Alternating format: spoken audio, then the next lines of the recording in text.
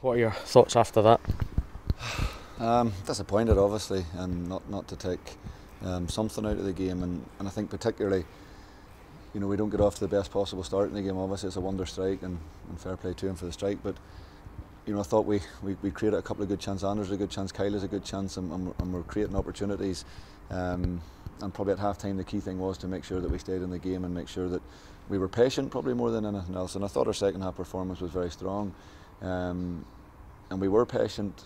We restrict them probably to a few opportunities, and then we get our goal. And it's probably from that moment on when it's crazy to say it, but when the ball hits the back of the net, for me it's a release for the players, the crowd, for everybody.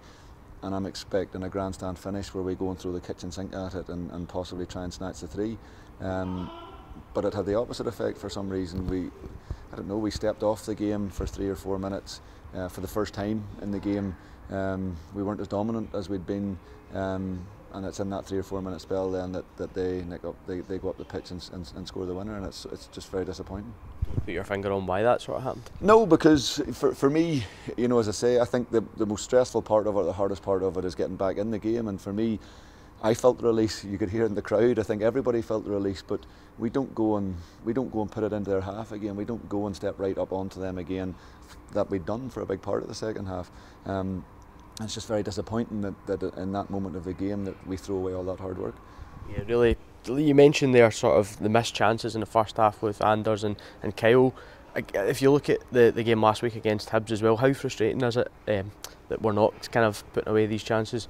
Yeah, it is very frustrating because at any level of football you're not going to dominate a game for 90 minutes, and I don't think there's any games we've done that this season, but we definitely have spells in games where we're creating chances, and we had that 10-minute spell in the first half where we've really been dominant and we've created those couple of chances. But as you say, the important thing is that you hit the back of the net with those chances, because you must strike when you're on top in this league. Yeah, when you look at games like tonight with the teams around us picking up points as well, how important is it to really try and start putting these points on the board and trying to not let these teams get away from us and start climbing ourselves? Yeah, it's hugely important, and that's a disappointing thing, and again, the performance has been good tonight. There's been plenty of positives. I thought Popescu at the back was outstanding tonight, but in the same stretch we're still away with no points, and there has to come that point where we start picking up points and as you say, start climbing. What do you think it's going to take for that to happen? It's hard to know, because I think all the ingredients are there, and again, like the Hibernian game, like tonight, and even like the Rangers game on Saturday, we're seeing lots of good bits and we're seeing lots of things that are going well. But the key thing is, I think, when we create those opportunities, that we must strike, and that we must take those opportunities. Is that does that help you after a game like tonight? I know we've obviously come away with no points, but you're not coming away thinking we were never in that game. You're coming away and there are positives to take. Yeah, I think we're definitely more competitive, and I think definitely with what we've been able to do, we have more of a competitive edge, and players who can hurt teams. The key thing is still, as I say, we've got to put points on the board, and we've got to put the ball in the back of the net. A couple of debuts, first starts for Matteo Music and Duckins and Azon. How do you think they performed? I thought Matteo did really well in relation to, I think it's been 5 or 6 weeks since he's played his last competitive match, and for Duckins the same. It was tough for him.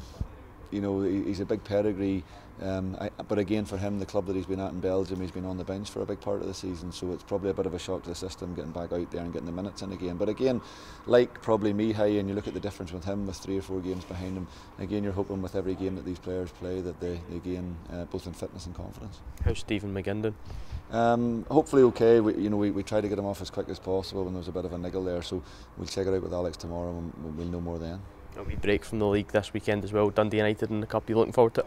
We are, and a very, very tough game. It's been well documented the length that Dundee United have gone to strengthen over the window, and the amount of money that's been spent. So we know how tough it's going to be. But listen, we can't have put in the performance we put in the last round and dug as deep as we've dug to stay in this competition if we're not going to go out all guns blazing on Saturday.